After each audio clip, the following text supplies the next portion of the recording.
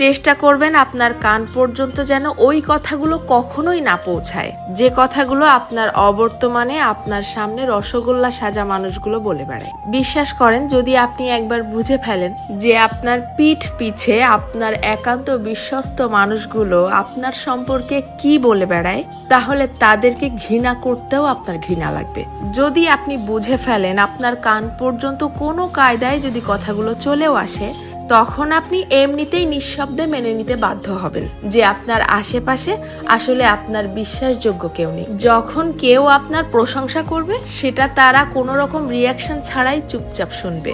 অথচ কেউ যখন আপনার সম্পর্কে খারাপ কিছু বলবে, সেটা দেখবেন যত দ্রুত সম্ভব এরাই মানুষের মধ্যে ছড়িয়ে দিবে। আপনি যতই ভালো হন, যতই তাদের হেল্প করেন, যতই তাদের সাথে ভালো মনে মিশতে চাওয়ার চেষ্টা করেন, কোনো লাভ নেই। কারণ এরা আপনাকে হিংসা করতেই বেশি পছন্দ করে। আপনার সামনে দেখাবে যে আপনাকে ভালোবাসে, অথচ আপনার পিঠ পিছে আপনাকে প্রচন্ড লেভেলের হিংসা করে। দীর্ঘদিন ধরে সবকিছু জেনেও চুপচাপ সহ্য করতে করতে যখন আপনি তাদের মতের অমিল হয় এইরকম সামান্য দুই একটা কথা বলে বসবেন, তখনই বুঝতে পারবেন তাদের আসল রূপ।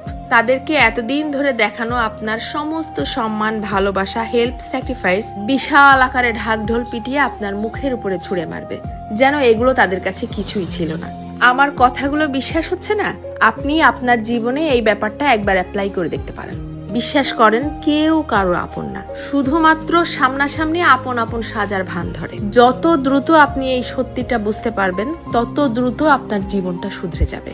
কারণ কেবলমাত্র তখনই আপনি সেই আপন সাজা মানুষগুলোর সামনে নিজেকে প্রেজেন্ট করা বন্ধ করে দিবেন। কারো কাছ